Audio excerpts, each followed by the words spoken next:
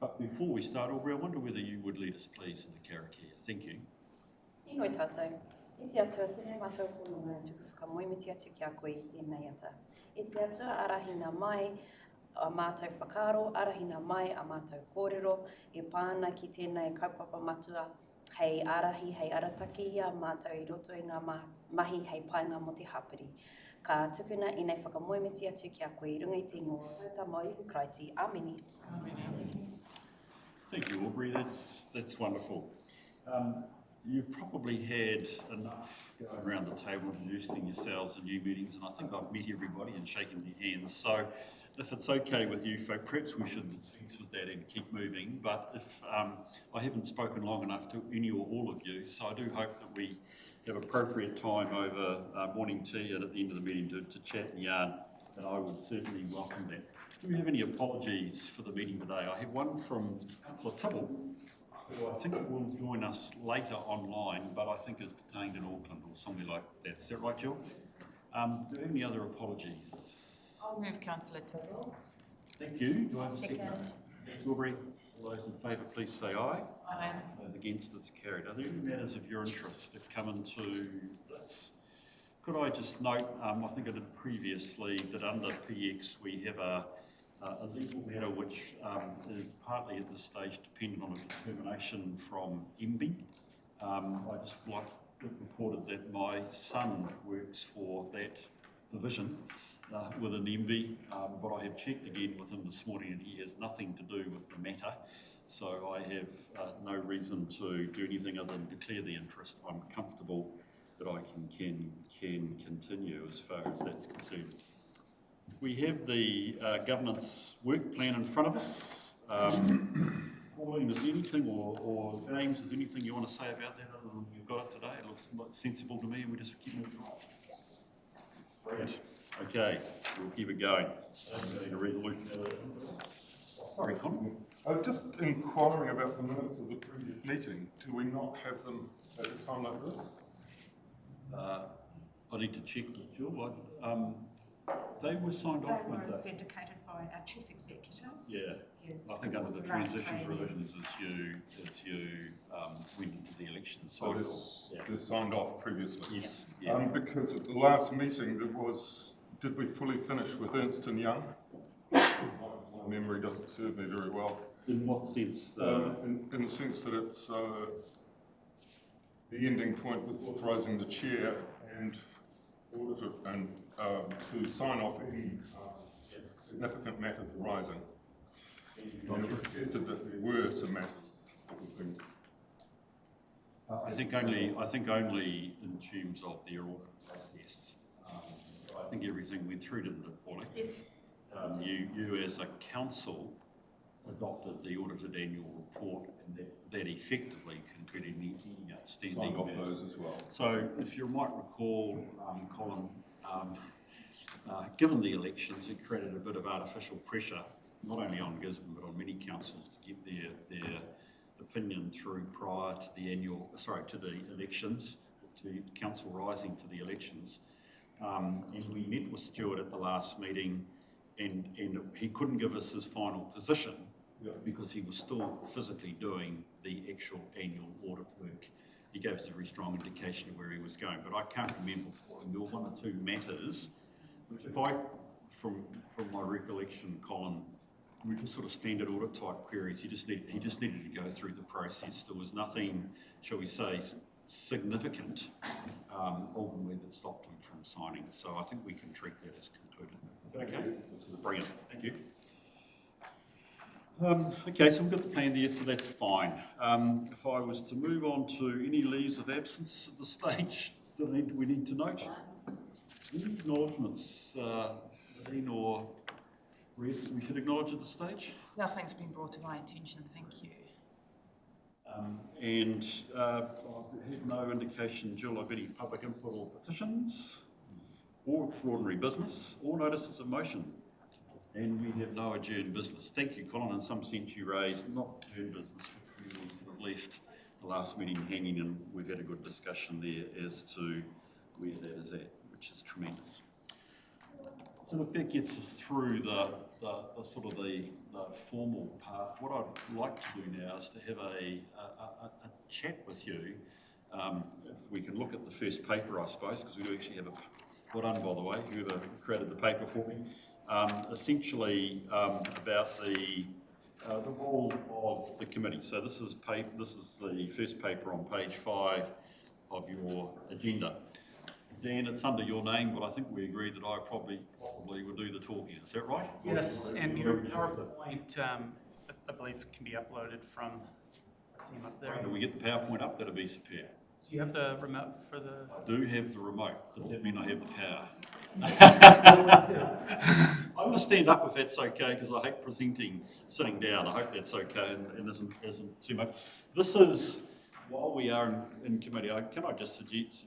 I'm not going to suggest, by the way, that we dispense with standing orders. But look, this is a discussion because it's a chance for us, and one or two of you are new, to perhaps have a more general discussion about what does this committee do.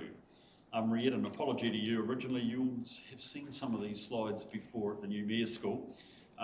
Plus also, I understand, Dan, you would have also spoken to more generally to the councillors about the role of the committee, and I've got a few slides which we won't go through. My slides, and indeed Dan's slides, to any great extent, other than to give a general sense of where we are with the committee, okay, and what we do. So what am I saying? Look, this is a chance for you to explore with me, and dare I say it, Dan is your risk and assurance advisor, what we propose to do, okay?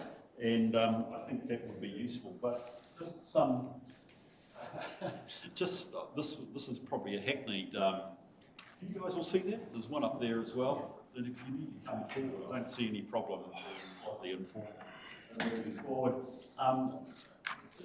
Tell me, was our meetings like this last year pretty boring and dull? You've got how you answered that question was really pivotal. It's the most exciting committee you could ever be on. That might be a wee bit cheeky as well. The critical thing is it's probably seen as a bit dry and dusty. But the point that I want to make here, and I think this is something which I haven't necessarily spoken about with you folk previously, but I think is really important, and it's increasingly in my work as a professional risk governor, I suppose, if I could call myself that, the criticality that we use our risk work in our decision making, and that our decision making is about what?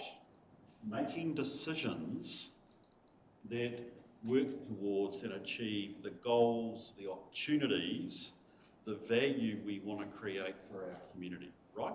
That's why you ultimately are all here as a council, right? Have I got that correct? The right means it's sort of like an open question. Anybody want to debate that with me? Your decisions that you make must be, by majority, let's call it consensus, by council, being made for the benefit of your community. They represent collectively where you want to go with the community in Gisborne. You with me? I need affirmation on that, because we're in a different starting position as far as that's concerned. So risk is really important to be seen in this context.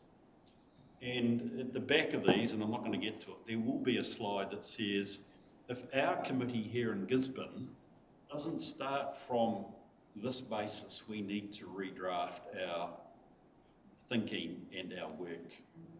Okay, we need to keep in mind what are we trying to do for our community? Because risk is only looking at the other side. We want to try and get these things, do these things for our community. What could stop us? What is uncertain about the future that would mean we can't successfully implement those decisions and achieve what we want to achieve for our community? So our committee our committee's primary focus is on that risk. What is the risk that we won't achieve what we want to do? It also means, and Dan, this is something which you may want to raise. Actually, last night, well, it was last night that I was doing a lot of my preparation. How many people look at all those standard sections at the back of your agendas on each paper? It has all that the compass stuff that you've got sitting there and all that sort of drama. How many people read that?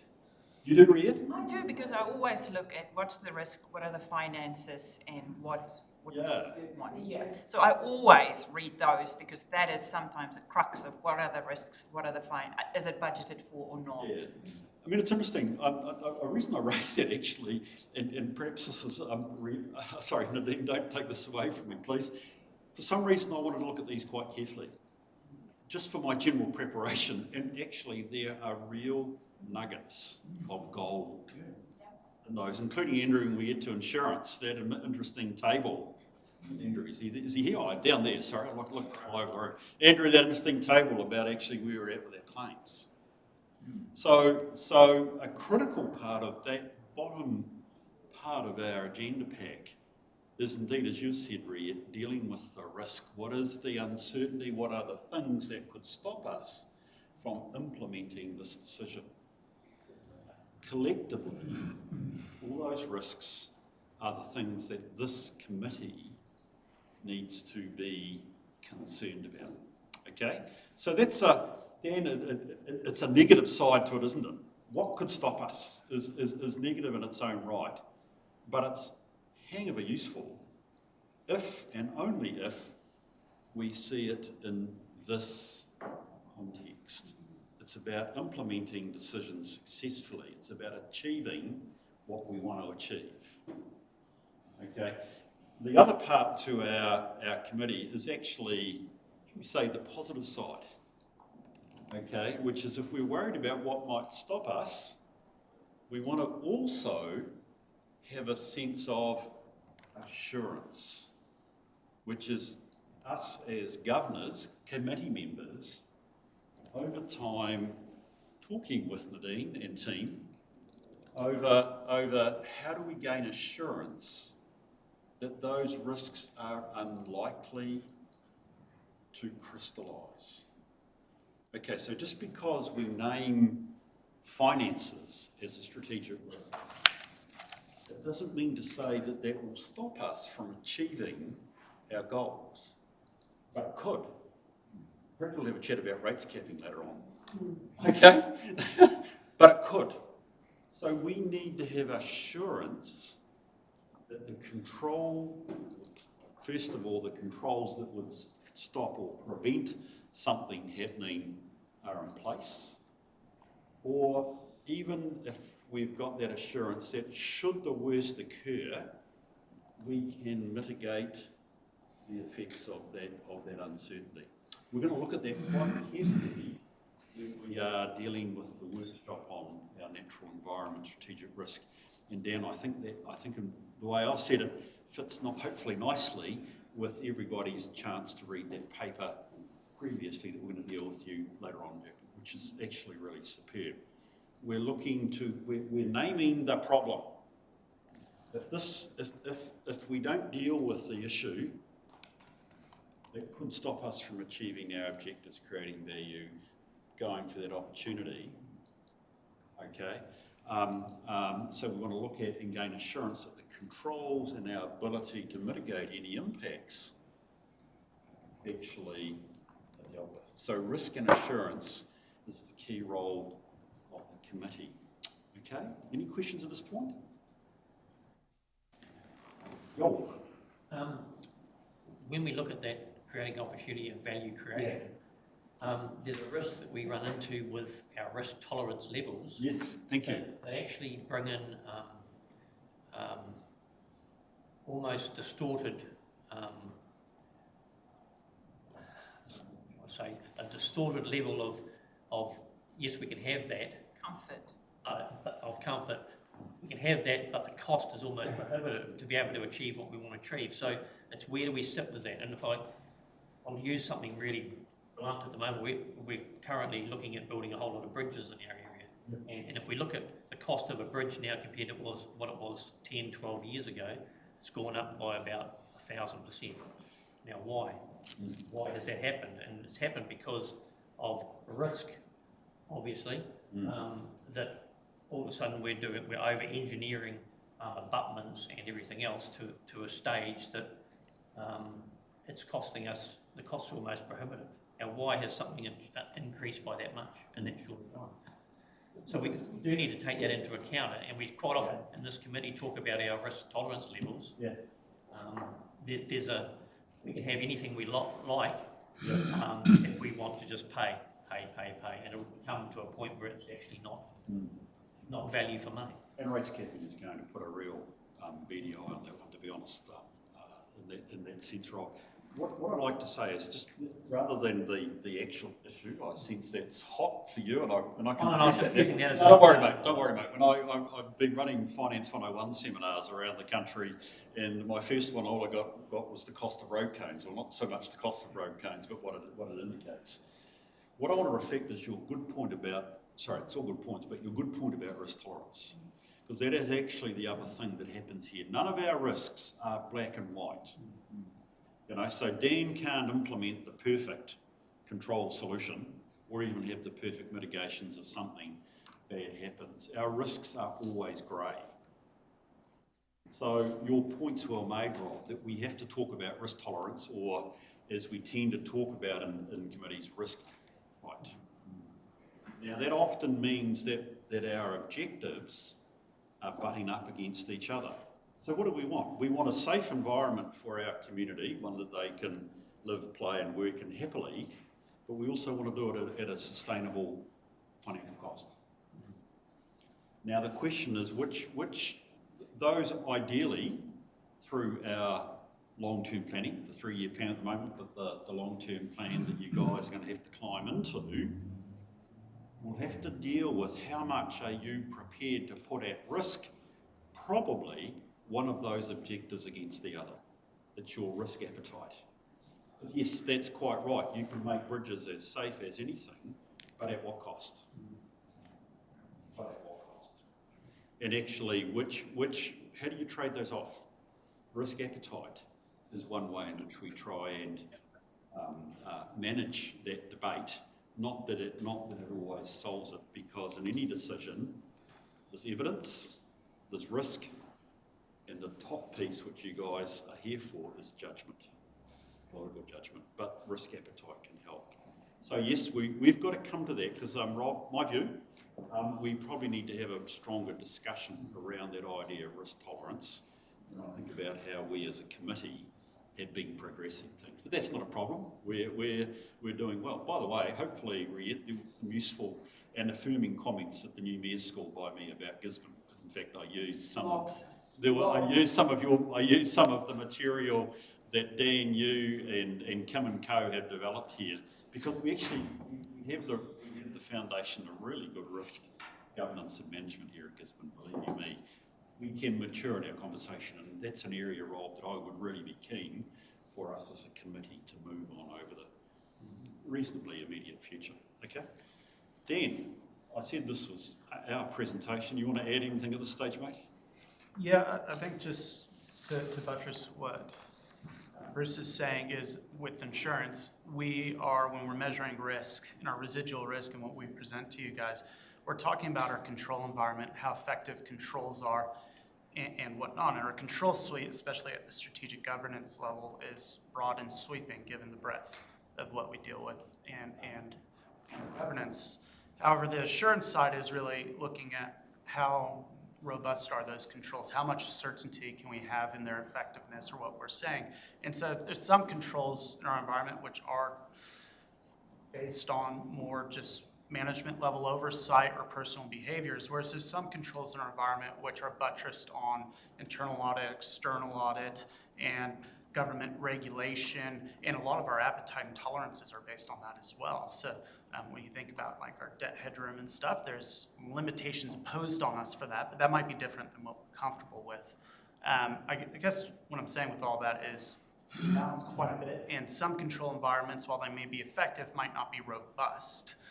And there might be some control environments where it's somewhat there, moderately there, but it's quite robust in, I guess, the level of oversight over it. And so that helps provide certainty and confidence to a degree, or identify areas where we're not and need to put in extra layers if possible. But I guess also with risk, there's very few risks that we can actually eliminate as well. And I think that's kind of a conception that some people bring to risk, is how do we eliminate everything? And elimination of risk entirely can limit opportunities that we're trying to seek, which is, I think, the main thing that I try to arrive at is, you know, what can we get with the risk that we do take out of it? What are you trying to achieve with your objectives? Chris, do you want me to? Leave it, I was going to say, learning is doing is what I was always learned when I became a trainer. Learning is doing, and in fact, the best thing that we could do to reinforce all of this is actually practice. The reality of it is we are going to do that in our meeting towards the end when we deal with the natural environment strategic risk. So what I would hope is that with some of this talking about control, about mitigations, about risk, about uncertainty, we will we'll do more than practice. We'll play it out as governors actually in the course of this meeting. So Dan, what I'd be keen to do is that actually we just take up the extra 5 minutes with that paper so we can bring up these concepts and recognise when we're actually using them, which makes sense. For the sake of the meeting, if I can work this, I can.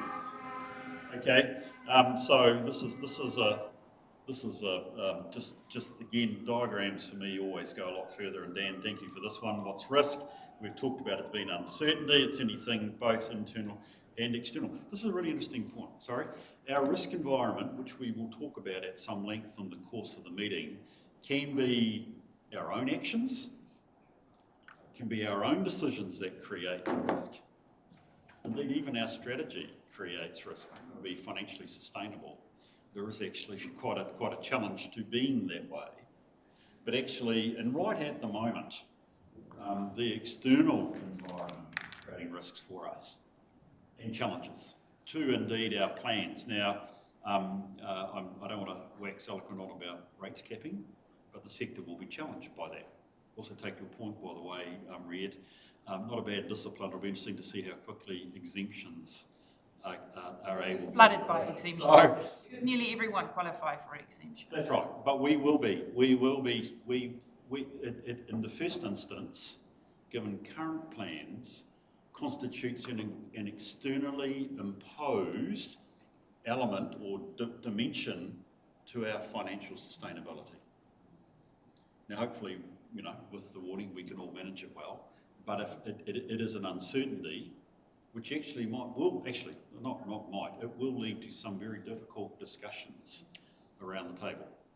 Okay, so actually one of our controls on that is that we all have a good relationship with each other. We know how to have that robust discussion. Actually, probably your question that you're raising, Rob, to be honest. So it's where it's going to come through. So I think the point that the third point here, risk isn't just bad things. It's threats and opportunities, which goes back to that idea we want to manage with risk, because actually we're trying to create value. Okay, we'll keep going on. Here we go. I'm not going to worry about our broad risks. Can I say, when you've looked at our papers today and you've got to Dan's paper, I don't know if we don't have the current risk APMB for us. Dan. We'll come to it in the papers, but it doesn't matter. The nature of what we face is what we have done in terms of our work here at Gisborne is try and clearly personalise what we see as the big risks and the other things we focus on. The importance of this slide is that actually, when you've looked at our papers, and I just need to make certain I've got this right, when you look at our strategic risk update, which is actually on page 22, the big 10 issues that we have there are pretty similar and common across the sector. Recovery probably is the biggest one for us, which not every council has. You go down to our colleagues down south to the Bay, Hawke's Bay, and you'll find they have that here. But in other places where you haven't been subject to the weather events, that's not the case. So they are, what was that? Oh, well done, that says get going, which is great. Oh, it's going, it's gone a lot further. Oh, somebody's found it for me, is that somebody, thank you, Bert. Yeah, well done. Oh, that's good, the secret black hand is it? Okay, so the strategic risks, those are out there. We're going to come back and have a chat about those. But I just want to reflect if I go, now I'm going to go back if that's okay. We don't have the opportunity. Can you just take me back? Can you point your clicker? Let's see. I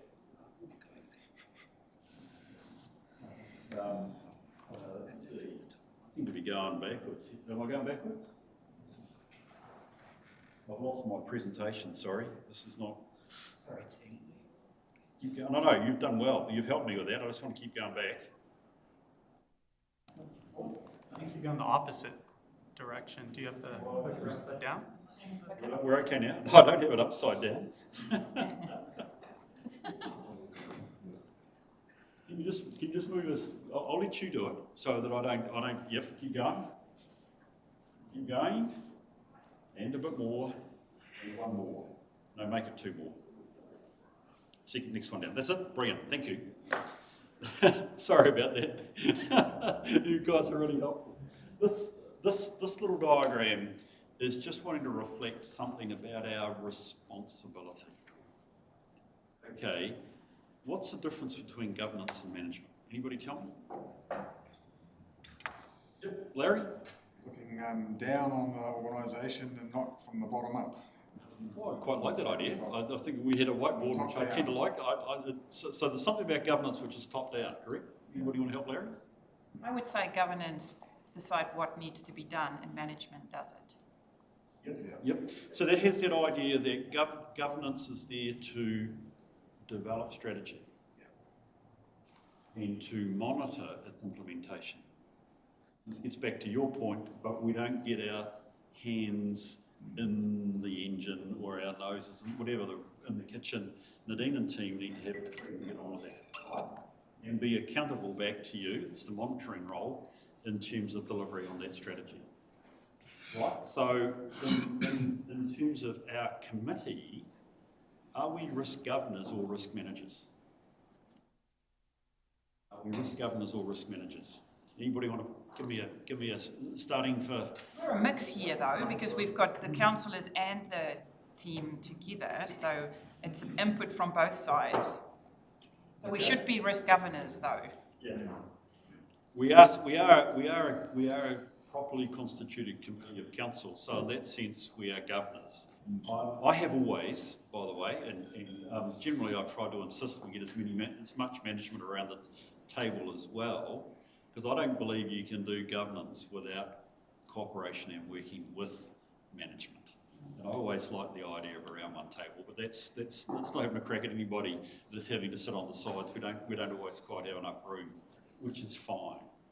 Okay, so we are risk governors, but actually your responsibility as governors is for all risks. So if you look at this triangle, if that represented all risks that Gisborne district holds, we as governors are responsible for the entire risk position of Gisborne.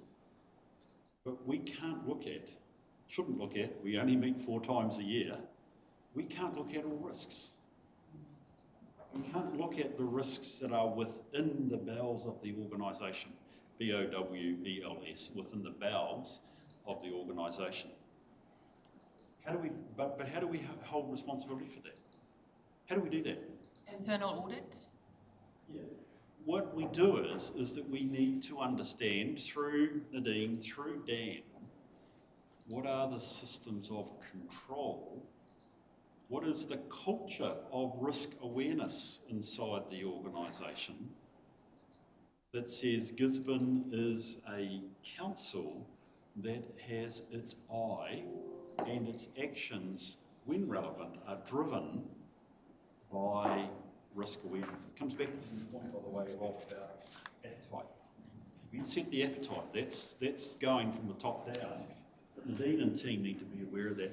But actually, if we're out of appetite, and we're going to have that discussion today, actually, we're at that tight, what would we as governors expect? Something to happen, right? So that's exactly the nature of the governance discussion. So this blue diagram has 3 layers. It could have 2. I think you have 2 in your one. It doesn't worry me, Dan, which way it goes. But the top of the triangle is strategic.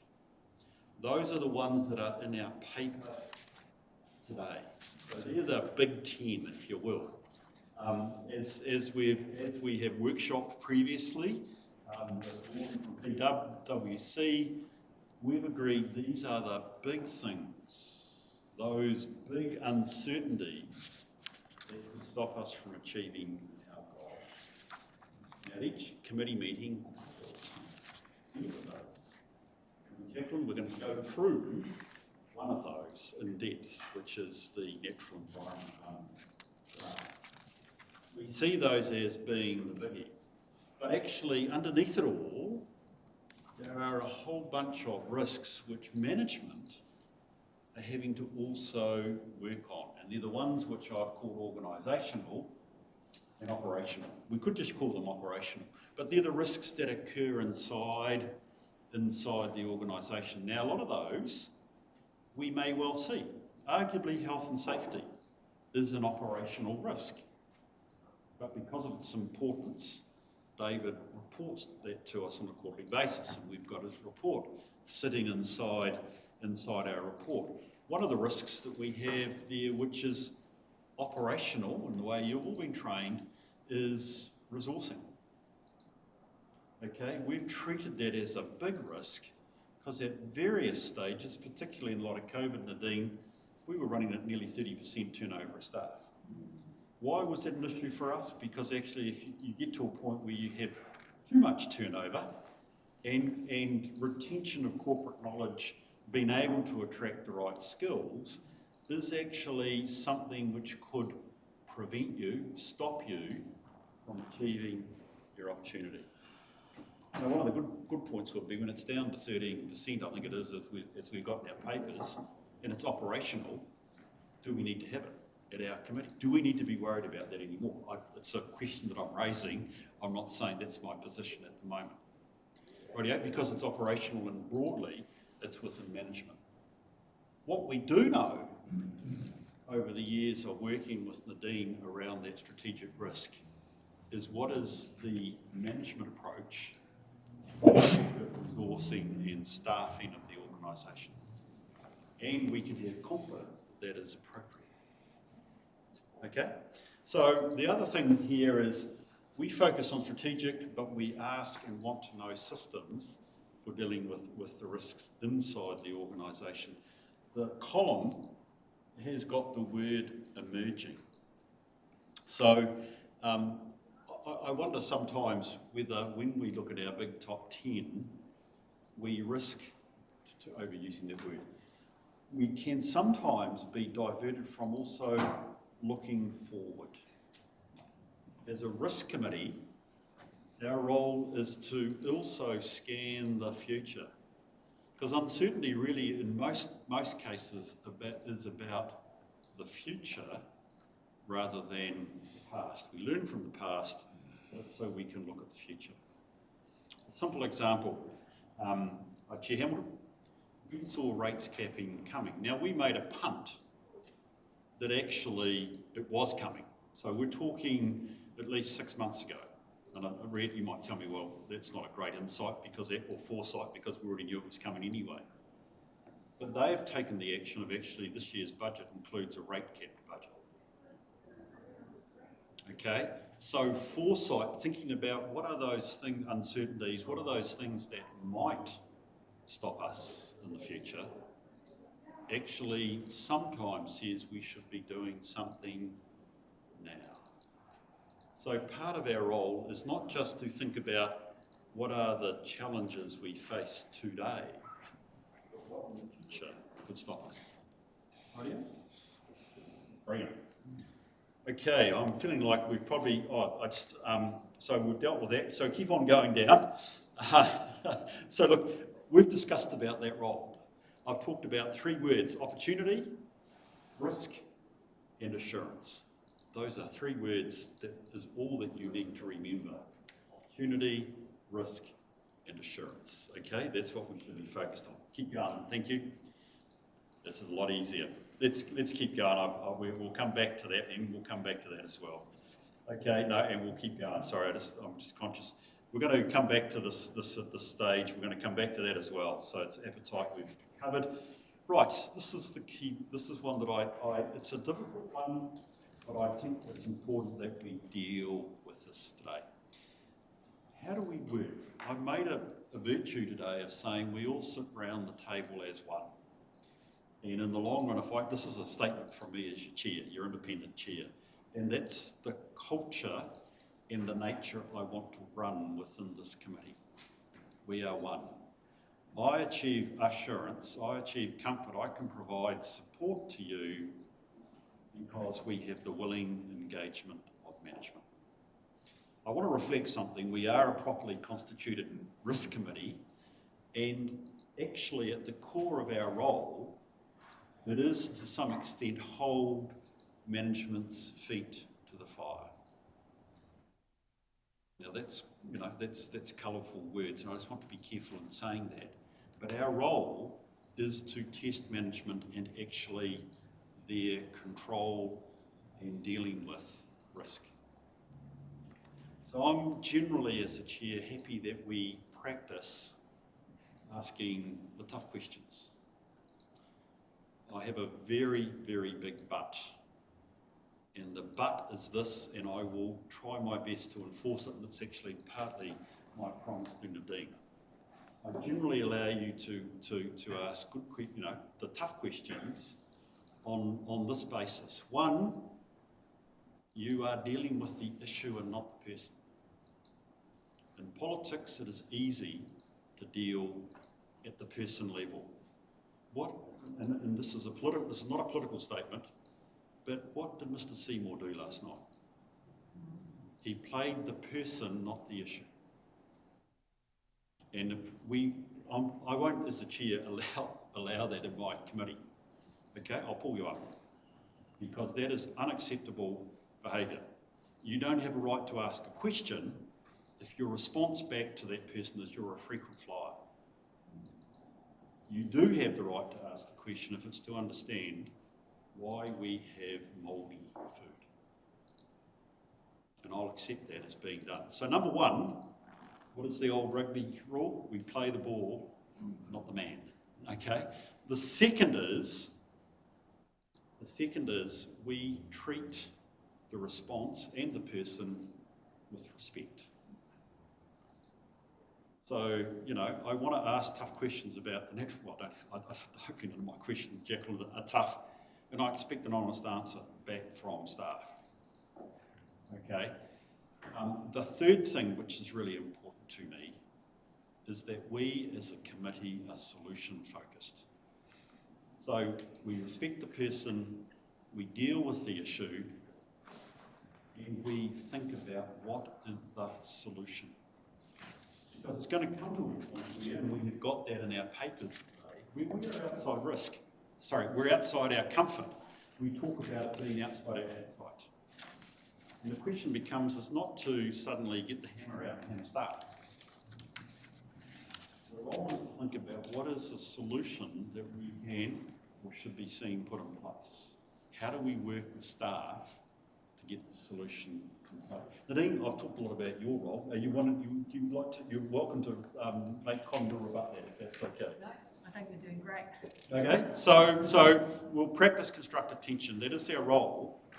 But I just want to reflect, literally and figuratively, we do that as one around the table. That's why I'm keen that we all sit around the table. Okay, because management's input to our work is as important as our work. It makes us slightly different to your other committees or indeed full council. Okay, we're not a policy committee. We're a backroom committee trying to help achieve the goals that we're after. Hey, that feels like a bit of a lecture. Anybody else want to comment on that? All good. All good? Okay, that's fine. That's my test that I can keep us in this line and keep us to this area.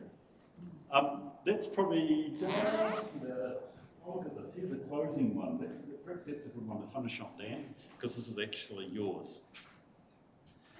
Okay, let's just, because I feel like, you know, we've taken good time and we need a break.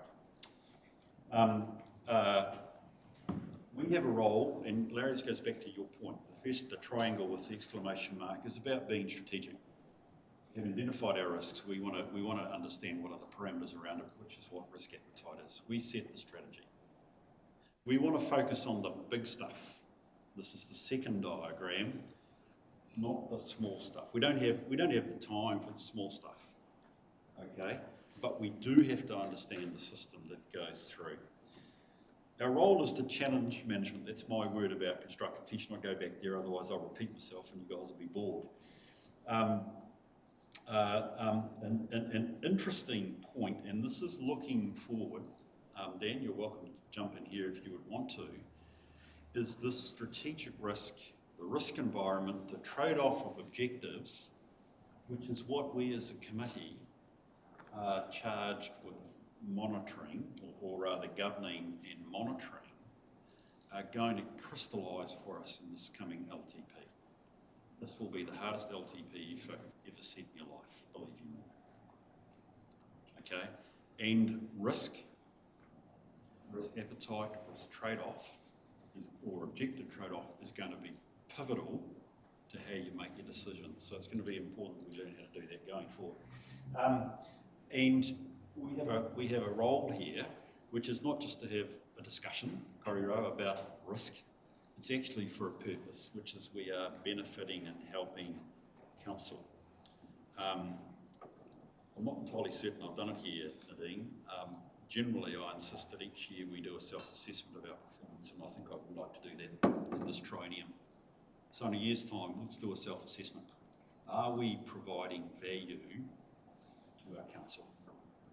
And we do that by asking them, by the way, not just asking ourselves. So that becomes really important. And good risk management is helping make is about enabling you to be confident in making decisions. It's actually also about giving confidence to Nadine and her team. They know exactly what we think about our risk environment and they can react to that, rather than try and anticipate what is it that we are actually thinking. Okay, I want to leave it there, but Dan, I said this was, you said it was me, you're right, but actually it's also partly you. Anything you'd like to add at this point? I'm very grateful for you standing up there and presenting this, and Sweating, I can tell you. I think this is a great practice at the start of a new triennium, just to get the foundations right and steer the level of questioning that we want, desire, and expect. And this time is pivotal as we move into coming up with a new plan this next year. So hopefully our conversations and our insights help lead to really defensible decisions this next year, and looking forward to it, and hopefully have some workshops on our new strategic risks in the next year once we get the calendar sorted. So, Sorry. Any other thoughts people would like to raise? Otherwise, I think I will bring it to a close. That's 40 minutes of ranting, so I just keen to make certain you folk are happy with it. Yes, Aubrey. Given that I'm new to audit and risk, I'm really interested to see how we balance our different risk and our different risk appetites. Yeah. And I really feel those are informed by, what we've done in our lives and how we've come into the situation of now being in the council. And so we'll all have different level of risk when it comes to different things. Yeah. For example, having a background in environmental project management, my risk appetite for degradation of natural resources is extremely low in comparison to some other areas. So, I really enjoyed, thank you very much, the presentation. And I'm really looking forward to see how we can achieve a balance given all of our different risk appetites across the room. Thank you. Yep, and it's interesting, isn't it, Aubrey, because I'd love to respond to that. Thank you for that. That's really helpful, because actually it was probably 18 months ago with a chap called Vaughan Harrison, a partner from PwC. We did an exercise in risk appetite. And it showed a couple of things. One is that amongst councillors, we're all number one, you know, so you obviously was for low risk appetite in terms of the natural environment. I would be surprised if that was a common view, or rather there weren't some that were in a different position as far as that's concerned. The other thing that Vaughan's work showed was actually management had different views, not necessarily low versus high, but when it comes to risk appetite. So we do need to rebuild our consensus around where that sits. And again, you know, it is the need to explore what low mean to you. Now, I might say low as well, but what does that mean to me? It might not be your concept of low. So, you know what I mean? Those sorts of things need to be worked through, and it is the role of this committee to develop that and share it with full council. Well, it's actually our role to deal with it with council. Yes, Rhiannon? I want to add to that, because last time when we did our council-wide risk, didn't we include all councillors? Yes, we did. Yes, so we invite all councillors to come to that so that there's a balanced view, that in the end we strike a council risk profile that reflects all the different views. And it was all council plus also Nadine and the management. Yes. Because we needed to have that debate, we needed management there as well. Partly for us processing it, but also for us to see them processing it. Because in fact, you might recall we had, it was, dare I say it was on the wall with dots, which is always a bit of a challenge, you know, if it feels a bit kumbaya-ish. But actually it reflected the differences, Aubrey, that we had, and we had to try and build a consensus. That doesn't mean to say what we have received from the old council is still relevant for our today, so we should be open to that change, which is why Dan is saying, you know, on a semi-annual basis, we need to revisit this, which is great. Any other thoughts on this? You're going to be happy? I think learning is, as I said, learning is doing, and we're going to have a great time. We're going to start doing straight away. So that is good. I'd be very keen. It can happen any time for me during the training, but if we need to just recheck and why we're doing something, let's do that. Let's make certain we're doing the work because we understand why and we're happy and confident in dealing with it. I'm happy to move the paper. Thank you. Do I have a seconder? Thank you, Aubrey. Motion. All those in favour, please say aye. Aye. Those against, it's carried. Thank you for that, guys. Right. Actually, technically, our break is at 10:15. Are folk happy to keep working for the next 20 minutes before we take a break? I think we could. We'll deal with the audit health safety. David, you want to? Yeah. Oh, you're there, David. Sorry. I keep looking over there. Well done, mate. You're sitting around the table. You're all right. Taking the paper's been read. I've got a few points just to clarify. Starting off on a positive note, one of the graphs, you probably see the graphs in there, the total frequency rate is now down to 1.7, which is probably the lowest since I've been here in 8 years.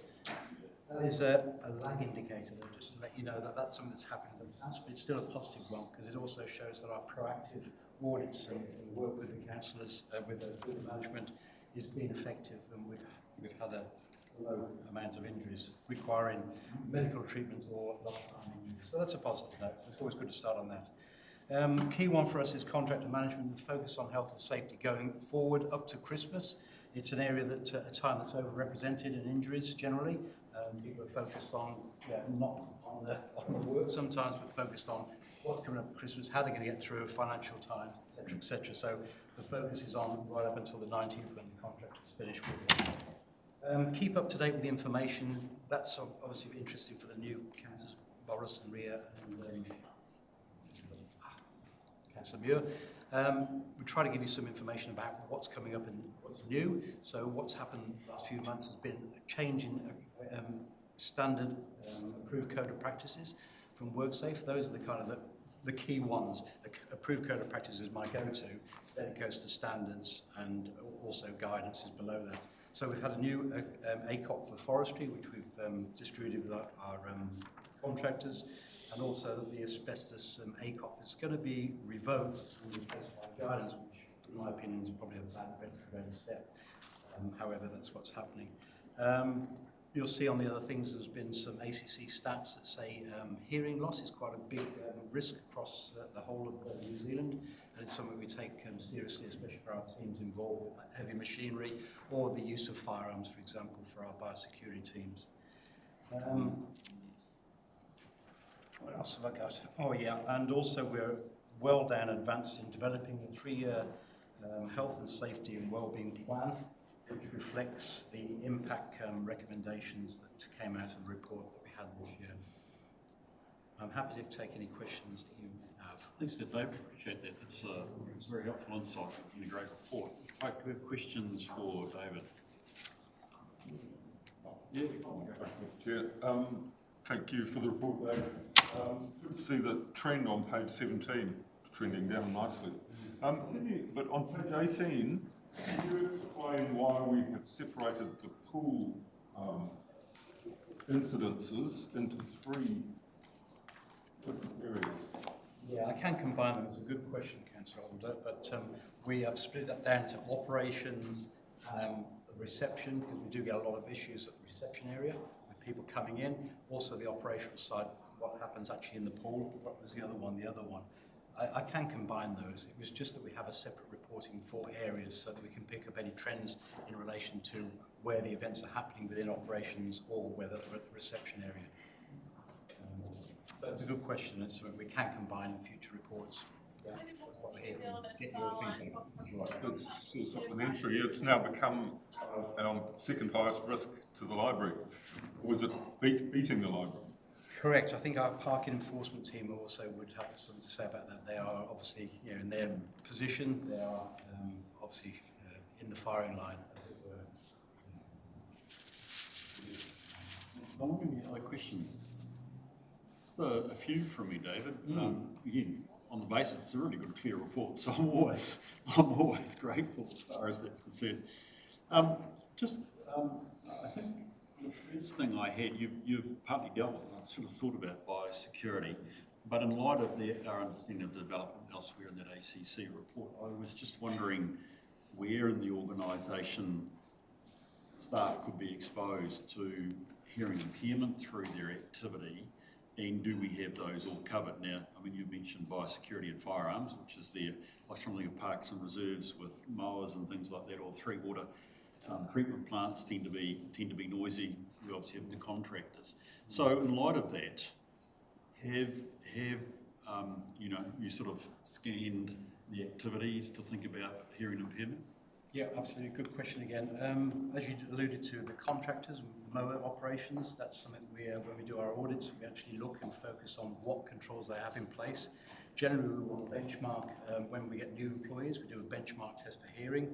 If you don't do that and they get a claim further down the line, potentially ACC can then come back to the organisation and charge you for the hearing loss. So it's good that we have a benchmark to find what hearing you're at, and then an annual test to ensure. We do subsequent tests and audits with the contractors to ensure they have those appropriate steps in place. The other areas of high noise are probably in the wastewater treatment plant and the water plants. We have quite significant areas of high machinery noise, and that's an area that we focus on, those pre-employment checks and the annual health monitoring, and also look to see if we can reduce by engineering the actual noise to reduce it down to eliminate the risk rather than actually providing personal protective equipment, which is the last form of defence in the hierarchy of health and safety. Yeah. Brilliant. Sorry, I just... about that too. I'll go for Larry. Yeah, when you see people with headphones on, they've got music playing most of the time. So how do you monitor the volume of music? Because me, for once, I've got hearing aids because of loud music. And surfing. Must be you, sir. That's self-inflicted. So how can that, and that could be associated with, back onto council. So how does that get addressed? Yeah, that's a good question. Most of the contracts we see with those hearing, they've got radios built in. They're actually designed to actually have the levels below the tolerance of 84 decibels. So you can't turn them really up, which is good. But those are the questions we have with the contractors. 1, why are they using them? And 2, has it been approved? Is it clear? And what are the standards and the height levels of those? But yeah, and it's also difficult as well, monitoring people when they go outside of work and expose themselves to hearing loss. Potentially that could be something that we can't control.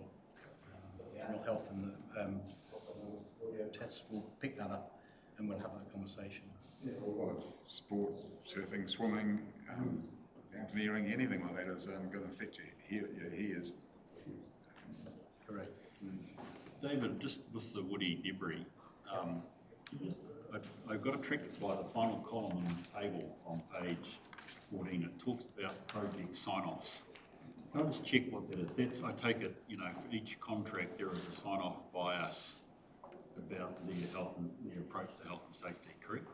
Yeah, it's when a part of the river that's been cleaned up, we'll go and do an audit at the end to actually see if it's achieved all its objectives. We'll also then do a contractor review to see how the contract has performed, if there have been any incidents, accidents, etc., and then sign that off as a project that's completed. Gives us some assurance of contractor health and safety development, really. So the risk of being a innkeeper is 74 the right number? Is what, sorry? 74 the right number? Of what, sorry? Well, that's the number of projects signed off. Is that what percentage of the population is that? That's the 74 projects that have been signed off, and you can see it's come right down at the moment because we've gone for the second and third tranche of work, which is ramping up in the next 3 or 4 months. Yeah. But I think what I'm trying to say is there are no outstanding projects to be signed off. There's 2 or 3, I think. Okay, great. Hey, and the other thing you all, oh, sorry, Deb, you've got a question? No, you go for it. I've got lots of questions. I'd like to get your ones in rather than me.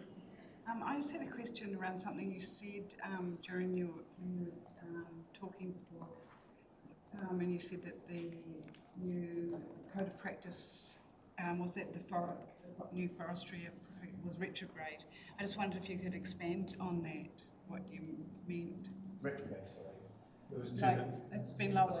Oh, sorry, yeah. So when I worked for WorkSafe, I was always told that the ACOPS was the preferred standard that you actually measure performance against, approved code of practice, because it's clear and this is what you should be doing. Guidance is more lower level. This is what we expect. It's a bit of guidance. It's a bit more woolly, as are the standards as well under that. So I've always been kind of go to the ACOP because that is the approved code of practice for asbestos removal. That's my Bible, but now that's gone, and then having guidance sheets. So to me, that's a little bit less effective for me to actually have, you follow the guidance, but the approved code of practice is generally would be my go-to place. Thank you. And that's my opinion, and I put a submission into WorkSafe accordingly. About the asbestos. Yep. Thank you.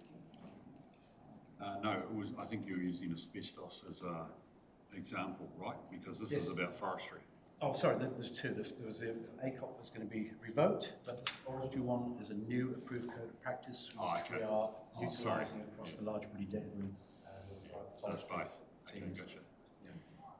And that's a good Does that represent any risk for us?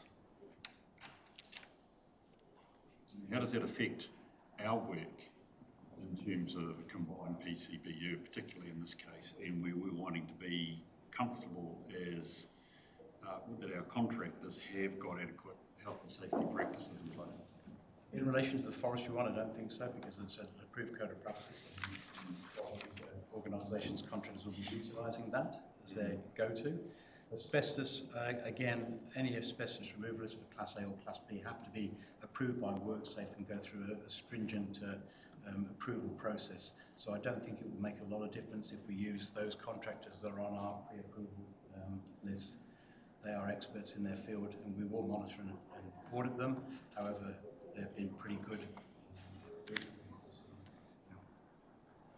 Good. Look, final question from me, David, which was the impact health and safety audit.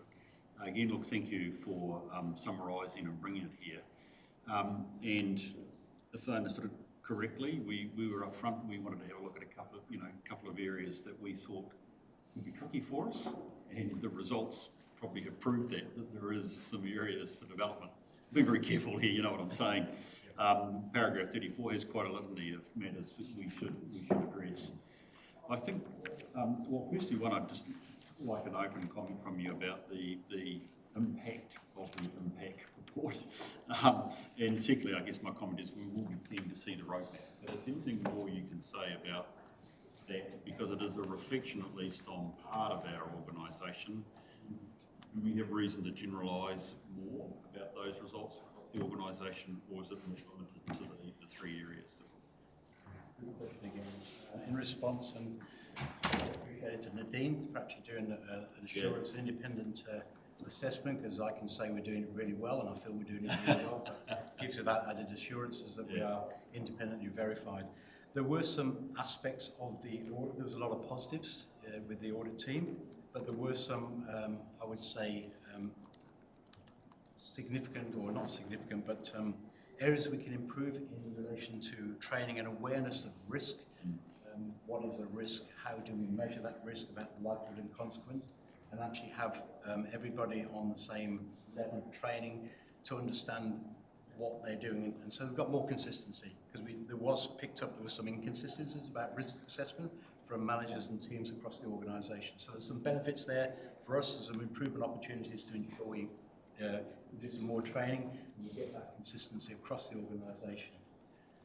Also accountabilities as well. I think that's something we want to try and develop some more KPIs, some more robust KPIs, so that we've got some accountability built into the system. But as I say, it's outlined in the plan. There's a lot more there. We'll be sharing the plan to date. Great. Well done on both of you on asking for this. It's actually, it goes back to, actually, if I can just go back to my our discussion, my comments at the start. With health and safety is a risk. Here goes part of the assurance we can take or gain by the work, in this case by external consultants, over how well are we managing the health and safety risk. And it's a valuable insight. So, great transparency, David, that you put this up in front of us. It gives us a chance to get some assurance that a strategic risk for us health and safety. Thank you. I'm just conscious, by the way, sorry, and I've just noticed that Rhonda has joined us. I think might have been there for a wee while online. Rhonda, can you hear us okay? She may not be there. I've got her. Hello, Rhonda. Hello, Bruce. I'm sitting in the Koru Club lounge and trying not to let all the background get into the space. But kia ora, everybody. I've been here for a while now, so it's been great listening to the discussion and being able to understand through health and safety the issues we need to be aware of in terms of audit and risk. Thank you too for your leadership, chairmanship. Thank you, Bruce. Really cool setting those foundations on how you expect us to contribute in the coming months. Thank you very much. Great, Rhonda, and thank you for your sensitivity about the Karakia Club. I regularly join meetings from Karakia Clubs, but please, if there's any questions you'd have, I'm sure we can take them on board, and we'll hear you and not the announcements. I know that. Ngā mihi, thank you very much. Kia ora tātou. Brilliant. So look, those are my questions. Really great report, lots of other stuff there. I did have one final one. Criminal, we call it criminal activity on page 18. Have we seen that category before? It has always been, I believe, it has always been. Interesting what you pick up. But that actually tends, and then in the next diagram, on the next page, you call it criminal damage. Is this more than place? Okay. Yeah, I'll make sure there's some consistency there next time. Doesn't matter. Criminality, you tend to think about the police. Do we deal with the police over this stuff? We do. Includes tagging. Good. Okay, do I have somebody prepared? Thank you, Debbie. Second. Thank you, Rob. Appreciate that. I'll put the motion. All those in favour, please say aye. Aye. Those against, it's carried. Righty. I think, Dan, we have time for you to introduce your paper before we probably break and then get into discussion. Excellent. That's great. Thank you, Bruce. And I'll take this report as read. And the main page to focus on is 23 in your agenda for the highlights and updates. So I'm really keen to get into the natural environment strategic risk deep dive after this. So I'm going to breeze through this as much as possible quickly. But for the benefit of those newer members to this committee, I want to take you back in time about 2.5 years ago. We were looking at extreme uncertainty in our direction following Cyclone Gabrielle and the other weather events at that time. And so we had a cascade of our risks, such as our natural environment one, financial, infrastructure, asset management, and the newly introduced Gabrielle recovery strategic risk, all hitting in that serious category, that red flashing light. And that is a product of the uncertainty of the time. And in that time since, we've put a lot of plans in place. We have a 3-year plan. We've developed new financial controls, asset management controls, and whatnot. But as that lingers, the question from our governors is, what are we doing about it? And so over the last year, there was a program of work done. Kim, who is in the role preceding me, undertook a more deep review into those risks sitting at Sirius, evaluating those control environments. And most of you have sat through the deep dives on those where our residual risk has reduced in those. And so our financial was taken down last year to high. Asset management and Gabrielle recovery, which was in our last committee session, was reduced down to that more moderate setting, although there's some variation in there. And today we're going to conclude that overall exercise with the natural environment one, which is coming back down to high. That doesn't mean we're out of the woods and there's no uncertainty in the future, but we've come on a holistic level, come from a layer of uncertainty and volatility down to forward-looking, which is great as we come into this new triennium for planning. So to get a little bit more in the weeds on those, our financial strategic risk, we're still dealing with uncertainty. Like Bruce discussed earlier, we've got that rate cap coming in. We have local waters done well. How are we going to fund that? But there's an argument to make that our control environment is at moderate for financial, but we have an inherently more conservative culture financially here. And with uncertainty, with reforms on the horizon, we still want to keep it high. Because right now our financial headroom is a comfortable environment, but depending on how things go in the near future, that could jump up. So what are we doing about it? We're pursuing or looking into credit rating, which is a key treatment to increase the amount we can borrow. How that works in with credit rating, exemptions, all that is to be seen, or Pauline could probably talk to that more. We have more certainty now than we did a year ago in our local waters done well modeling and stuff, so we understand our position more. And something I also noted in the report, which is new, is our loss limit for insurance has increased from 500 to 600 million, which Andrew will talk about more later on. For asset management, again, there was an overall reduction. We have greater governance oversight, but the key programs in there, which is our waters, our roading, and our flood resilience, are all quite distinct in how they manage things in risk landscapes. And roading's a bit higher, and there's a lot more funding issues around that, and that came up in our deep dive last time. Happy to go through more if you have questions on that. And Gabrielle recovery is lowering, we do have a 3-year plan, which was the principal control in there, but really where we're at now is the risk has matured, our controls have matured, and we're coming towards that phasing out of recovery and phasing in those work streams into BAU and the absorption. So that's more of a natural process there. In our natural environment, which we'll get into far more detail in our public excluded, the drivers there are, at the moment, is we have the land use business case, which was just released this week, and how we're going to transition that it's going to take a while for that treatment to actually embed itself and become effective, and we'll look at the risks of that. There's a work stream going on for data integration, which we'll get on further, which is allowing us to have a lot more, forecast and insight into our risks and our options and how we measure risk in this space. And there's a big opportunity for efficiency there, which Jocelyn can speak to. And then climate change, which is something we've all heard of and we all have different conceptions of, and how it integrates into council is becoming more mainstream. And as we go into this long-term planning process. It's being embedded in activity management planning. And so what I'm leaving you with there is we're being more mature in this space, and timing this with the review of our natural environment strategic risk allows us to look at it in a more mature way rather than, I guess before it was a lot more diffuse. So we understand the risk more. We understand where we're going and what we need to do to get there. I put in a note at the end of the paper for all those that did read it. I am looking at and making the note in the climate change section that this is an opportunity to consider whether or not it should be its own strategic risk. Right now, blends across a lot of the risk categories, which are quite intertwined.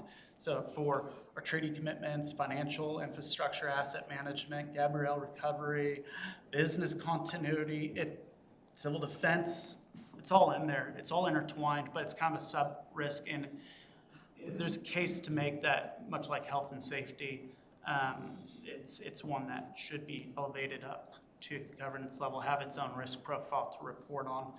And so that's something to look into as we go into this next year when we do reset our strategic risks. So those are the big things moving at the moment. We've got 3 risks still out of appetite, which treaty commitments is still there. However, much like the natural environment one, there's in climate change, there's stronger integration going on. We just haven't had the controls, or the treatments rather, that we proposed a year and a half ago fully embedded yet, and that's still ongoing, and we're monitoring it regularly, and we get updates on that regularly. So I guess last 2 items here, which are big things I want to leave you with. People and capability, our turnover rate for full-time employees for this last quarter is 13.1%, which is minor in our risk appetite table. Does that mean our risk is at minor? Well, maybe, but this could also be a blip in time. So what we want to do is continue to monitor that. And I think this is a good opportunity for me and James in the new year to connect and look at the control environment. We might be more conservative about our controls, and it might be stronger than expected, or it might be that this is a blip. So time will tell. And then for business continuity, we've initiated an external review of our framework and policies, and we're working through that right now. We've just signed, so that's a program of work that will phase all through 2026. That's my report. Happy to take questions. I think at this stage, we will take a break, but just write your questions down because we do need to take a break, but I would like to pick this up as we go forward into the rest of the morning. Be great. Okay. You'd all due a break, so how long do we take? 10 minutes, quarter an hour? How long do we need? 15. We're halfway through somewhere through dealing with our strategic risk paper. And if I could just center our conversation again back on page 23, which is the table which outlines the strategic risks and indeed Dan's indication to us pre-SMOCO as, I can't use that word, can I? Pre-whatever we had, a situation about where we see our strategic risks at. And I would characterise it that actually, Dan, you're reflecting a level of maturity within the organisation, which I would concur with in dealing and managing our risks, and indeed some of the circumstances currently say these risks are in a better position. We still have 3 for which we are outside our risk appetite on. I would say feel uncomfortable on. One is natural environment, others treaty commitments, and indeed finances, and you've given your background to that.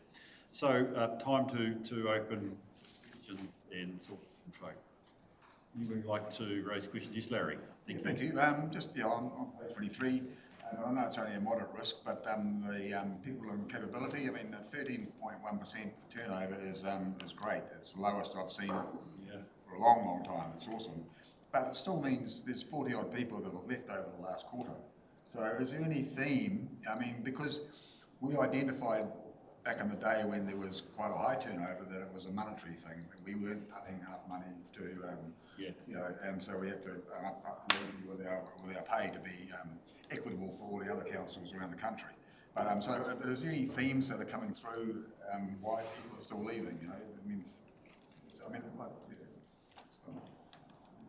Dean or James? I'm happy to speak to that. I mean, there's a whole raft of reasons, but the key ones are people are leaving for personal reasons, family reasons, other employment. Those are the key main ones. There's, you know, we work to try and mitigate that, but people can't compete with family a lot of the time, so that would be one of our biggest drivers. And those roles are filled quite easily? Yeah, we seem to be doing, it's an employers market at the moment. There's, you know, the labour market's really tight, so it's working in our favour. And we were actually a part of, and this comes after this report was actually published, but we were part of a wider survey around staff turnover with 20 other local authorities, and it was good to be a part of because it's taken some time for us to sort of get an understanding of where things are sitting with average turnover in local authorities post-COVID. And it's returned to normal levels, which were typically around 14% staff turnover for local authorities, so I'm glad that we're within that and lower. So yeah. Is there people from out of town, you know, moving into the region and?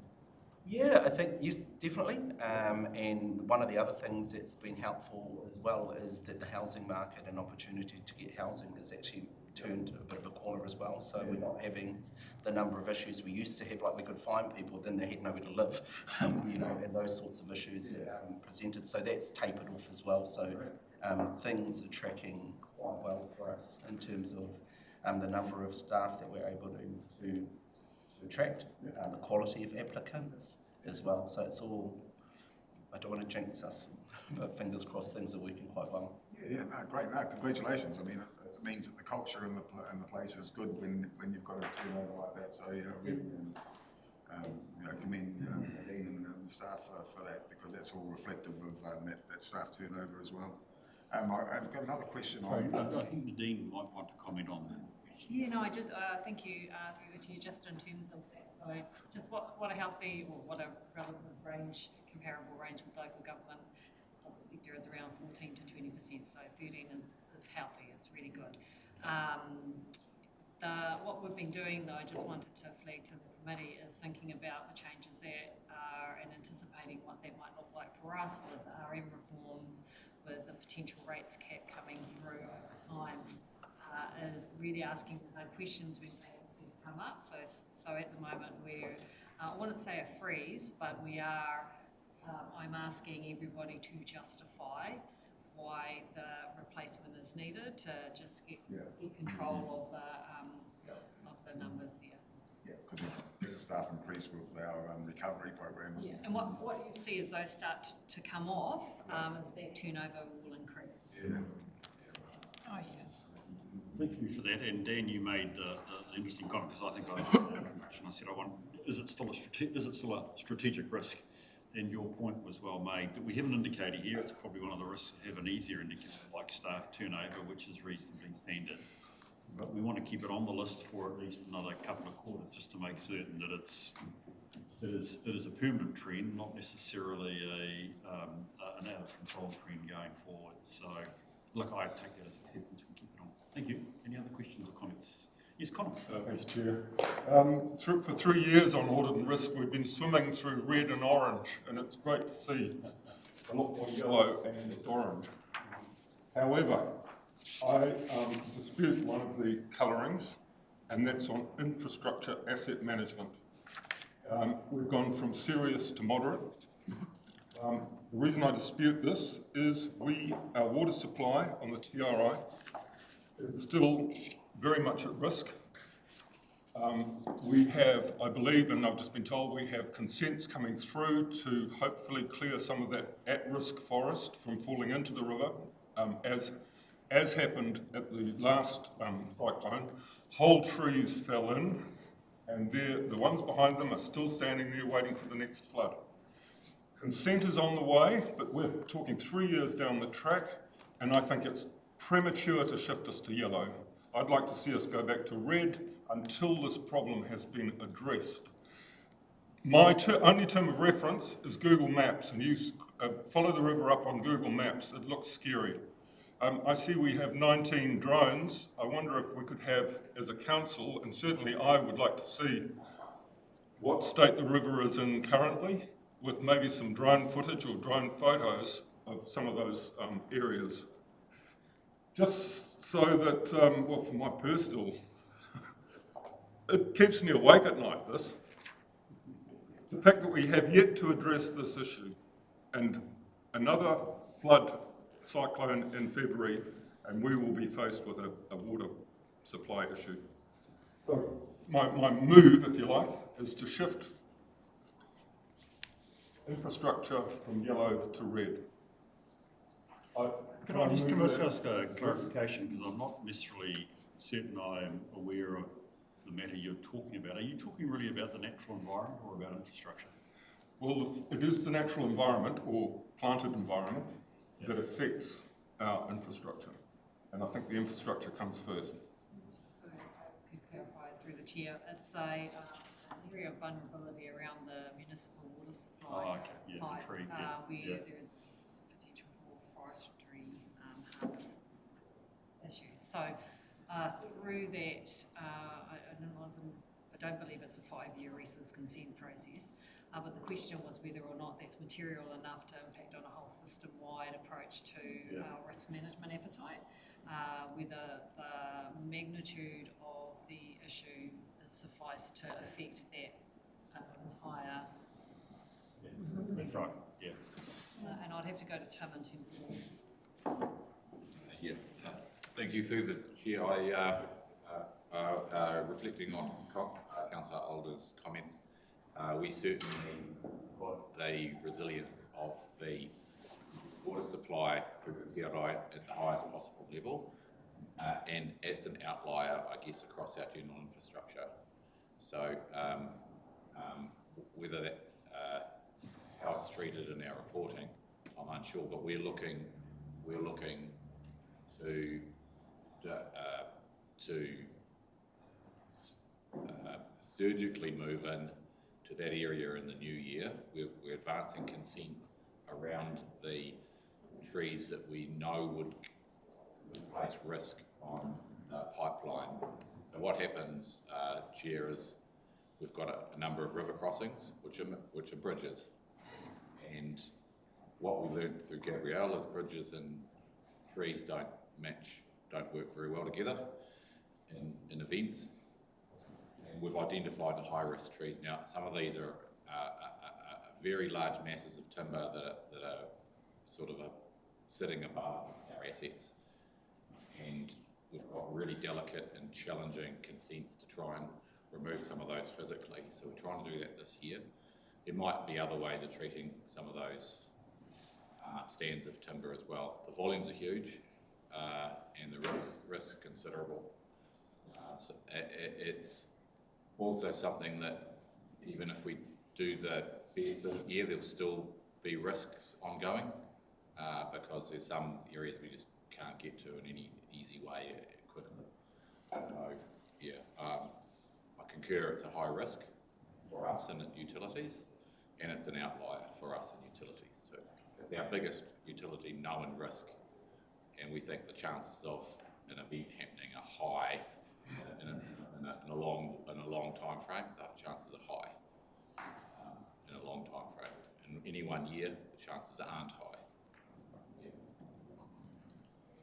Yeah. Okay, thank you for that. And look, sorry, learning moment. Very honest response. Tim Reichenbach, I expect that from you, but I just want the committee and let's just acknowledge. Thank you for that you're stating it's a very high risk. We know where we stand. What was the next thing that I said had to happen? We're solution focused. Okay, so we'll come back to that. Pauline, you've got a point to make. Yeah, just because we did the deep dive on the infrastructure and when we last round, and we looked at each of the activities, roading, the three waters and the flood, and we acknowledged that wasn't. So we said, what were the things that we were trying to mitigate or reduce the impacts of that? And yes, our issues with in tuning with the woody debris that was in the upper reaches, that was reducing that.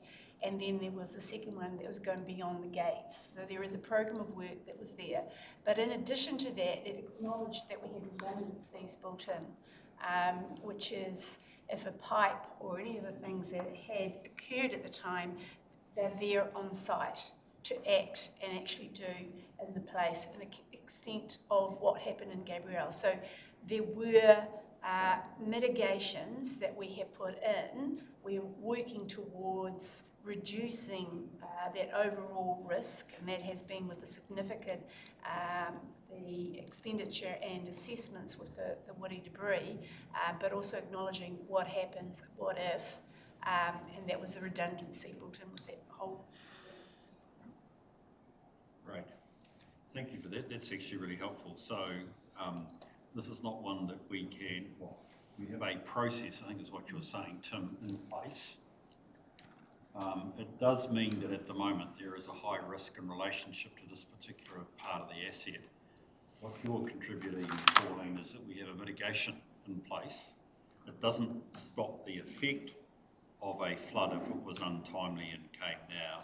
But you're saying we have a level of redundancy built in the sense of if it happened, we've got material in place to fix relatively quickly. You know, that's a big word, but relatively quickly, correct? That's correct. Essentially, we have an amount of spare pipe sitting at Wainaki available to pull into action. What we learned from Gabrielle is within 6 weeks we had the pipeline patched together again. We do not have the capital for a duplication pipe, which would, so we work on trying to shorten the time to respond in an event and then use our utility plant at Waipawa that takes water out of the Waipawa to run the city in limp mode, if you like, for that period of time. So there are solutions there. We are getting a lot of benefit from having that Waipawa plant there as well. Thank you. Aubrey. Thank you, Mr. Chair. Thank you, Tim, for your comments. In terms of that infrastructure asset management and the strategic risk, it could be helpful, as in previous, like with the health and safety, where a graph shows the different, so the water is seen on a graph, the roading is seen on a graph, and the flood resilience is seen on a graph, because I understand why we would be at moderate, because roading and flooding resilience has improved, and there's been a lot of infrastructure work done in those areas. Done in water as well, but water is still more at risk. So maybe splitting those three apart so we can see, and it's awesome to know that that the team is onto it and that water is still a priority, knowing that it's still high risk, it's still a priority. So thank you for that, Tim. I just wanted to have a quick look at the treaty partnerships area. It is on page 29. Commitments, strategic risk on page 29. So I realise the council does not have the appropriate policy systems and procedures to facilitate enduring treaty partnership, but I think what has happened is the staff have put in a lot of groundwork in terms of relationship building and gaining trust back from iwi and hapu organisations, and I think that that's a great foundation for us to progress this part now, where we can have some policy systems, procedures moving forward. So I think the groundwork has been laid in order for us to have some good strategic direction in terms of those treaty relationships and partnerships. Thank you so much for the report. It was really easy to read and understand, and I'm going to move the paper. Thank you. Good on you. While we're there, do we have a second? Thank you, Larry. Are there any other questions or comments? Colin? Yes, thank you, Chair. Sorry, I don't feel I have had enough closure on this issue on the water. Something we do not want to brush over, and you mentioned earlier about assurance, and I do not feel assured at this stage. Part of my assurance, what I would like to see is photos of the current situation up there. Can this committee be supplied with, as soon as possible, photographs of some of the more dangerous areas up there, or even a fly-through of the whole area? That's my first question for some assurance. First request for assurance. My second request for assurance is that the consents that I believe are in the pipeline, can we have some assurance that these will be expedited. And I think if I could get those two things, I might be able to sleep. Thank you. Thank you. Just a couple of comments, because I did think out of this. Point of order, actually. What's the point of order? Well, it's not really relative to this committee. It's an infrastructure committee that this topic should be brought up. Yeah, and that's always the problem with the committee, Larry. You're quite right, which is that we're going to, you know, we deal with any of these risks. We're probably dealing with one of your committees or indeed full council. Photos like that in an audit and risk meeting is. Yeah. What I wanted to perhaps check was, it doesn't strike. I'm wondering, you know, and asking for photos, Colin, we're, you know, in a small way, but probably in a real way, we're diverting. You know, we're asking staff to divert resources. It strikes me what I've heard this morning is we acknowledge this is a risk. So it's not like there's no disagreement that this is an issue. I wanted, and I just wondered if out of this conversation that you sponsored, which has been a very good one, that this committee doesn't lose sight of this issue. I guess there's two things I would want to be aware of, Larry, and you raised this through your point of order. I take it the Infrastructure Committee is well aware of this issue, and it has presumably made decisions or some form of action, correct? Excuse me, Chair. I brought it up at every possible committee I can. Thank you. I'm just trying to follow. If you'll bear with me, Colin, I'm trying to get to the bottom. So is that the situation? Because what I'm really keen to do is what I've heard, Tim, I've heard two things. We've agreed the risk is high, and Colin, it's keeping you awake at night. And I'm not downplaying that, and I see that there. We are in a position where we are saying we cannot do the ideal solution, which is possibly how do we build in redundancy, a second pipeline, yada yada yada, and we can't rebuild bridges or whatever at the moment. So we have a mitigation in place, which is to do a relatively rapid response should pipeline be taken out. You've also indicated that the next steps, which I take it, you've said the new year, and I'll take you as the new year on this one, Tim, is that I take it the consents to be able to do what? To be able to... So the consents are from private companies because they are from their own behind the gate. Yep, so there are 3 companies involved. Yeah. Okay, so there is action that we can take around that, you're saying in the new year, correct? The consents, and I might call on Jocelyn as well, are underway. The consents are forestry companies to remove sensitive trees from sensitive areas. Some of the challenges here are topographical in nature, extremely steep slopes right by water bodies, and the nature of the consents is not sitting with my hub. It's more with Jocelyn's, and it's really important that the correct balance of risk is placed on the assessment of that, if at all possible. Indeed, you've got a suggestion, Yes, sorry, by the way. I do have a suggestion. So the action's sitting with the Bridge Risk team. Rod Sheridan, who's part of the TFEG group, which is combined with MPI, has been leading that in conjunction with private companies. And I can get him to take those councillors that are interested to have a look, get a bit of a briefing on what's happening, and that might provide you with some assurance. Thank you. What I'd like, if I could, oh sorry, Red. Rhonda's had her hand up for quite some time. Oh, sorry, thank you for that. Rhonda, sorry, I should have looked at my screen. You've got something you'd like to contribute? Rhonda? We need to unmute if you're trying Is this the time to speak to my questions I'd like to ask? Look, I just want to, Rhonda, yes. I just want to close off.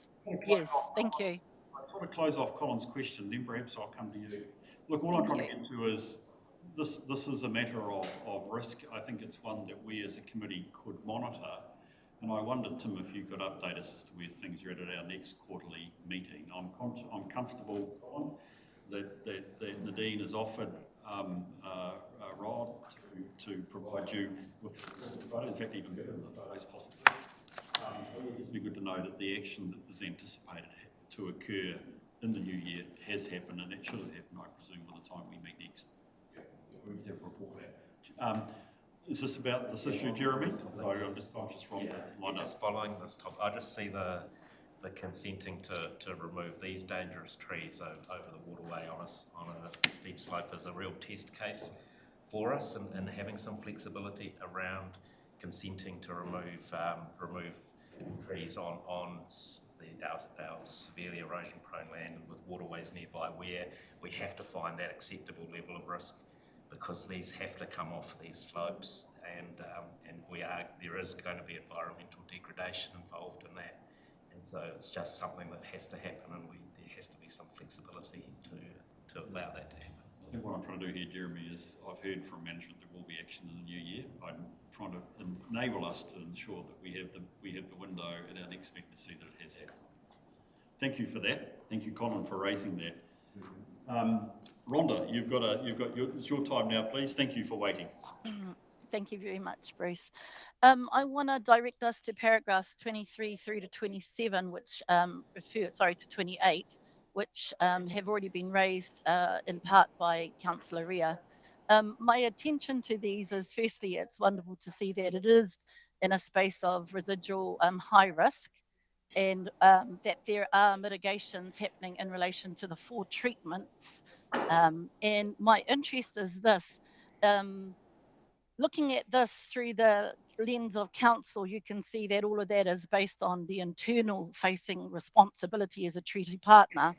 But I also wondered 2 things. One, do we have any qualitative or quantitative report that might suggest how the 3 treaty settlement entities in the Tairāwhiti feel about the relationship with council in these matters?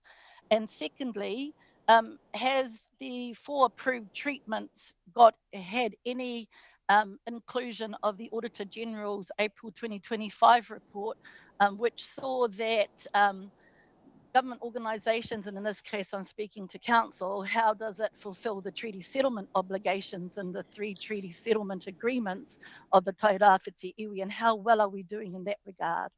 Because it could be perhaps that the disjuncture between our 4 treatments and what the Auditor General's report pointed out are the gaps since treaty settlements began.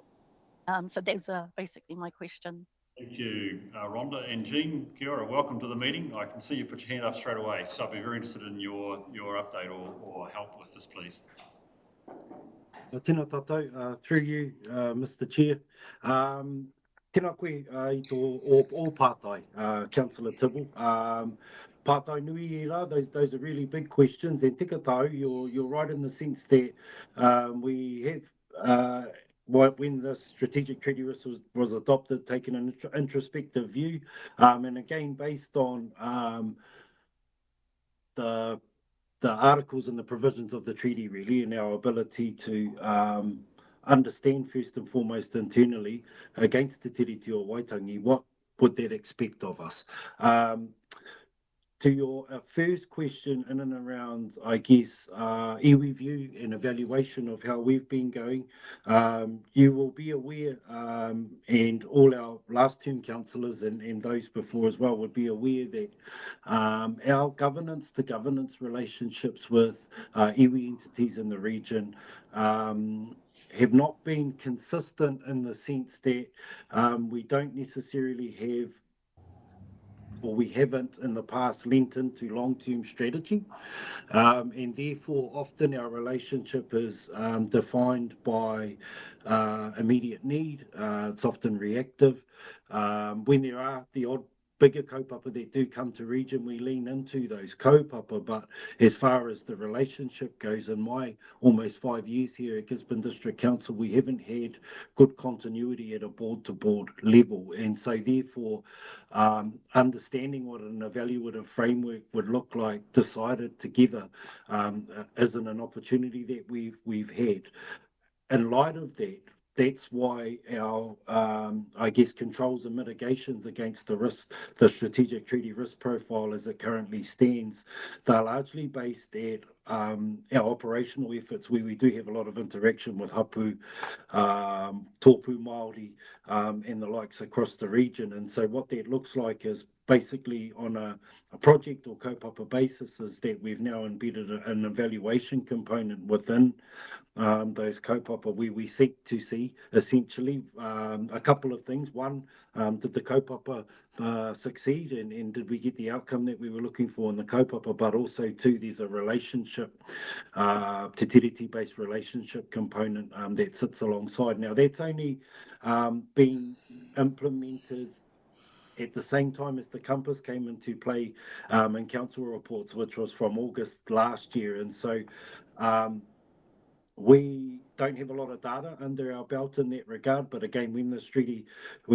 strategic treaty risk was adopted, the evaluative component, as well as a review of our relationship agreements more broadly with tangata whenua, was also another, I guess, area and aspect that we chose to target in lieu of some continuous governance to governance relationships. That's a space we targeted in terms of our ability. We have these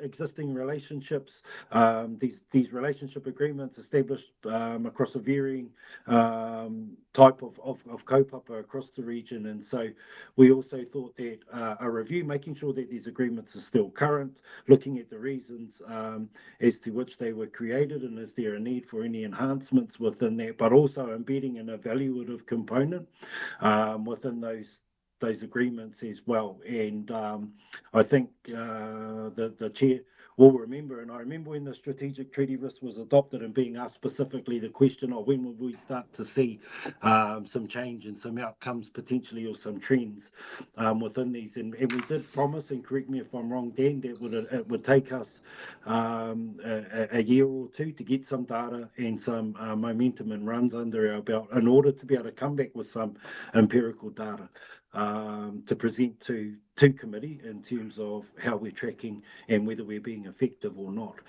Lastly, before I just quickly wrap up your first part, this term we're about to undertake a process where we reach out to iwi entities to come and sit with council more broadly in the deliberations for LTP.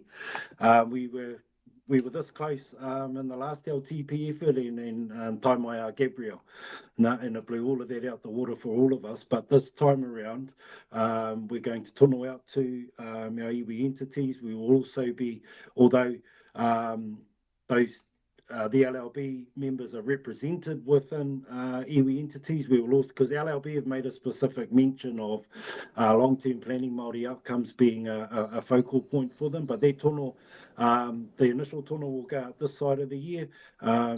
Councillors may be aware that the roadmap and the runway for our LTP process in the coming year is starting to be pulled together at present. And so more broadly, to your point, Councillor Tibble, I think that's an opportunity where we can start to come together and understand what good looks like, what evaluation looks like. And just lastly, and a quick answer to this one, to your second part, Kyle, we haven't been across the Auditor General's report in that regard, but I'm happy to have it minuted that my team will have a look at that report and see how that can contribute to or influence the direction that we need to undertake as the Kaunihira o Te Tairawhiti.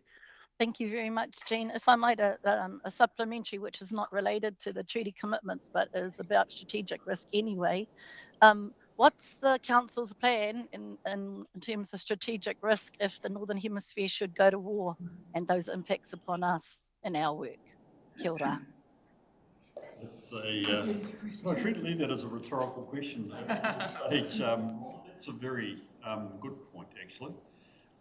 Indeed, if anything, Rhonda, that just reinforces, Dan, at some point in the reasonably near future, we do need to have, with the new council, a broader understanding or discussion about our risk scape. I think that's actually a really good point. So thank you for that. Rob? Yeah, just on the treaty commitments,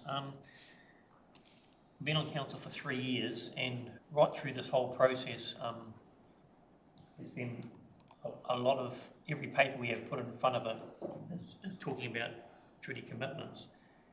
And yet, we have not once sat down governance to governance and had a talk about what is it that iwi want to be involved with, because we constantly get that they haven't got the capacity.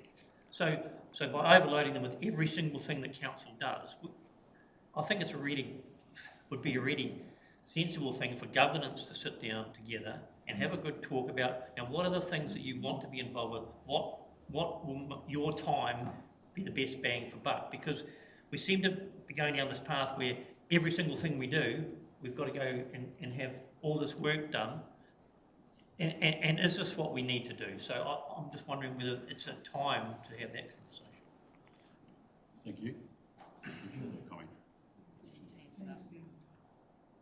Oh, sorry, Jean.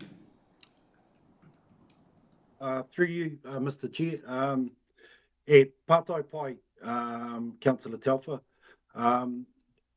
both Rehet and Nadine have fielded interest from,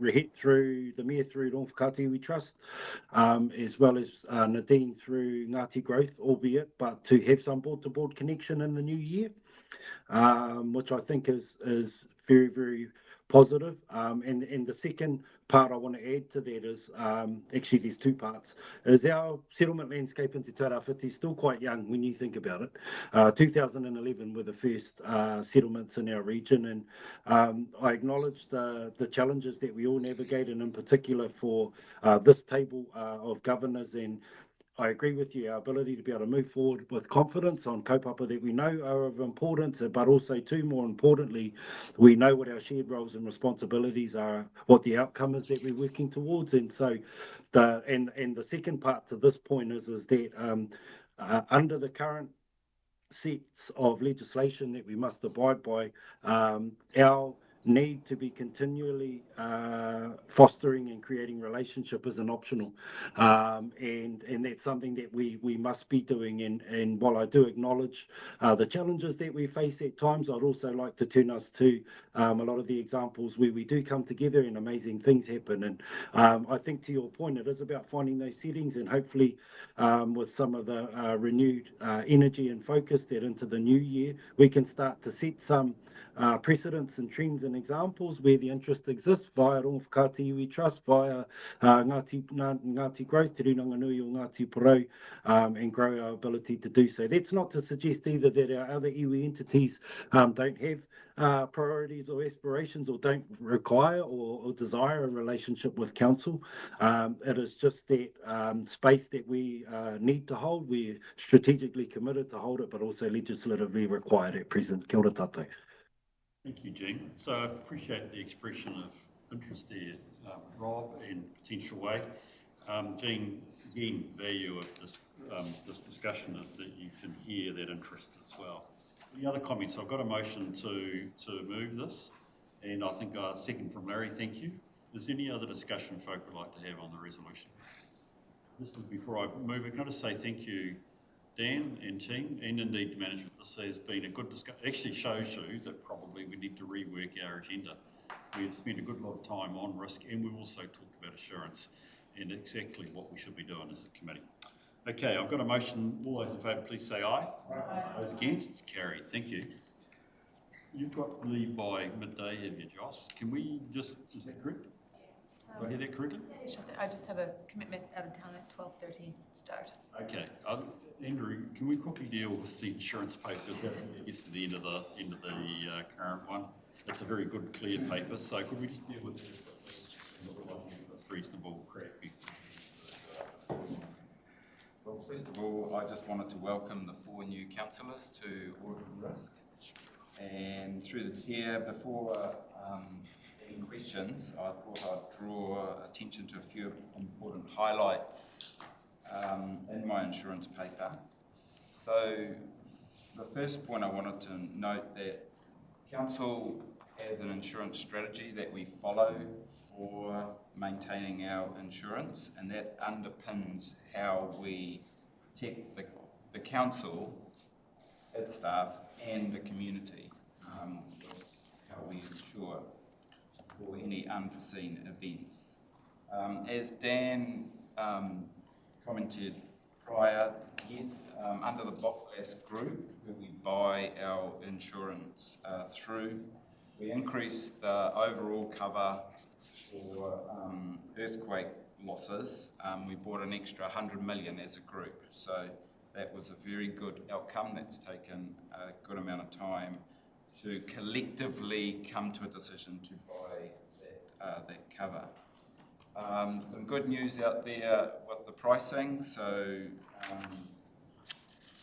very happy to see that pricing for this year for both material damage, which is the above ground assets, and your infrastructure, which is all the below, like 3 water assets, including things like stop banks. That's the first time in 5 years we've had a reduction in the pricing. And the last point is that annoying Gabrielle claim is still progressing with the insurer. Council has sent the last information, but we're about to send off. The insurer asked us about the Wainaki pipeline. Council actually went and bought an underwater drone to put in the dam. So Dr. Murray Cave has run that process to assess the damage in the dam. So that's the level of detail that the insurer is asking. So we're about to send off that, which would hopefully start further progressing this closure of the dam. So I'm happy to take your questions, and thank you. Thank you, Andrew, for those good succinct 3 points. Very valuable. Questions for him? That one you just mentioned then, that's the $5.42 million claim that was still outstanding. Yeah. So, and yes, they want underwater footage of the dam damage. Yes, because we are making a claim for the whole Wainaki pipeline of that. It started up in the dams of the sediment. Yep. So okay, so yeah. So once they get that, then we'll have closure and get our 5.42 million. We'll wait to see what comes from that, but yes, we give them the information, and from that we're getting closer and closer. Right. Thank you. Clary, any other questions for Andrew here? Just a couple from... Sorry, So I might have missed something there, but have we had any payout on the pipelines? Or is it withheld? So there's 2 parts. With this, the insurance is covered 60% from central government and 40% is from what we have to insure as part of the disaster. And we have, the most of that has been paid out from central government, which is 60%. It is the insurers. And so the insurers have paid us, right where it began, a 1.5 million payout across generically. Now it's going through the final claims, and then where they require additional evidence to support our position. Yeah, so there's not only that, there's a number of others where we have the wastewater pipe out to the sea where there was significant silt damage that caused, and we had to have significant clearing of that. We've given them a report associated with that, and the evidence behind that actually supports our claim. And this is the similar things where they're required for the other different things. Why? Yeah. Yeah. Right, it perhaps shows what our insurers are tougher on us than NEMA is. Isn't it? Very interesting to note the difference. Any other questions for Andrew, please? I had one question about that. While we're waiting for NEMA, it's 2.5 years, or 2 years now that we're waiting for them to settle a claim for us. I assume we're paying out of our back pockets, making debt to pay to settle it. Are we charging them interest for the money that we have to stump up while we wait for them to process the claims? No, unfortunately. Well, maybe we should. So the only things, just to be clear, Vanema, while this is, we're also doing the work, and some of the work has taken to do it. So majority of the time they're paying in Pay as we go. Yeah, they're pretty. There's only the last parts of it which they require a little bit more information. Aon paid as I said before, a 1.5 million up front. It is, yeah. So but the rest of it is. So, Chair, another question. Is our water pipeline and its bridges currently insured? Yes. Yeah. We renewed on the 1st of November for the 25-26 period, and even prior to that. Good clarification, are the bridges insured or the pipeline? Both bridges and The pipelines. bridges are insured as well. Yes. Just clarification, they're water pipe bridges as opposed to roading bridges. So yeah. You're right, I've seen some of the water pipe. Yes. Yeah, gotcha. Yes. Thank you. Yeah, Andrew, just a couple of questions from me. So look, firstly, as you started with the good news, we've got more cover for less cost, which is, we should be morally grateful for that. And appreciate the background, which I won't go over, with the BOPLAS commitment or engagement we've had, which is superb. The other thing I would just note, if I can find it, is your comment, and I think we should just acknowledge that in light of the conversation generally we've had today, that position, that's our test of our risk appetite. It's that we're pretty low on our appetite for carrying risk. The fact that we've been able to take, again, more cover a greater level of cost is actually helping support that appetite. So, well done, that's really useful. I thought I had another question, but I can't find it at the moment, so I'm going to leave it at that. Thank you. This is really good. Yeah, no other question. Rob, you got a question?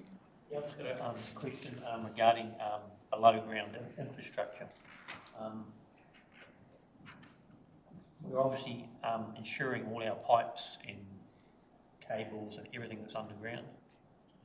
Is that correct? 38,000 items in the infrastructure schedule. So again, using an example, I've just been involved in where we had an underground cable that was classed as 30 years old, so that it was then classed as that failed, which was a $35,000 cable to get back in. Insurance wouldn't pay out because it was 30 years old and they class it as wear and tear. So I'm looking at our infrastructure under the ground, which a huge percent of it must be fit into that category. Is that a risk that we run? Because if that's used as a reason, that's a huge risk we're carrying. Through the Chair, in our infrastructure policy and our above ground material damage policy, you have basically a clause of undisclosed amount for those locations that you normally haven't put on the schedule. So what the insurer asks is make sure as many of your assets you want insured are visible in the schedule. But there is a note that there is extra money for unspecified locations as well. That you could, for that instance, we haven't declared we've got a cable, but if the intent is that we intended to insure that cable and it was missed off the schedule, then yes. Through the Chair, just can I expand on that? Are we replacing it, or is it the condition of the assets? And so what will they do it? So Condition and age of the asset. yeah. So effectively, it is supposed to be replacement to the value that you've said associated with it. So that's the underground as opposed to the above ground. Above ground is supposed to be replacement of what that costs. So we make sure that the additional costs and things for the below ground has a little bit of a higher than the valuation that you would normally have. However, and that's how it's supposed to work, regardless of the condition or the age of that. We did find that there was a little bit of pressure put onto us this last time with the water pipes, and there was trying to actually say, well, hang on, you didn't actually maintain that water pipe bridge or whatever, and we said, no, it's actually included in the schedule. These have been updated with it, whereas we have not had that pressure before. So it's an interesting development that comes through when the insurance comes through. They're asking questions that they perhaps didn't ask before, but it is supposed to be replacement. Yeah, but that still hasn't answered my question. My question's around the age of these underground pipes and cables and everything else that's there. From a club's perspective that was paying this premium for years for this thing, and then to be told, no, we're not paying out because it's wear and tear. If stuff is not going to be insured, why keep collecting premiums? I'm just making sure we're paying for what we actually think we're getting. Clarification, replacement means for the like. So if there's a pipe there, it's replaced regardless of its age. That's how the underground policy is. So it's replacing like for like of that value they've actually had with it, regardless of that it might be that it was put in the 1940s. The big issue which came out of Christchurch on that one roll was actually what is like for like replacement. It does not include improvement, for instance, increasing exactly. But it is a replacement of the equivalent should an event occur, which is not related to its condition in the ground.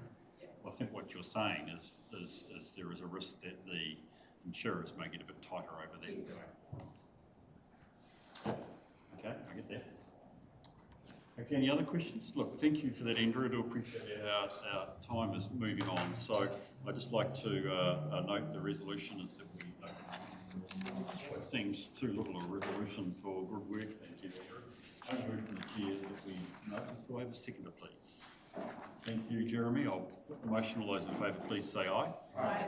Against, it's carried. Thank you, Andrew. Appreciate that. That is really, really helpful. Great to see that. I'd like to move to the resolution, please, which is that we move the public excluded. We have reasons here on page 53 of our agenda. I'm going to move it. Do I have a seconder, please? Thanks, Larry.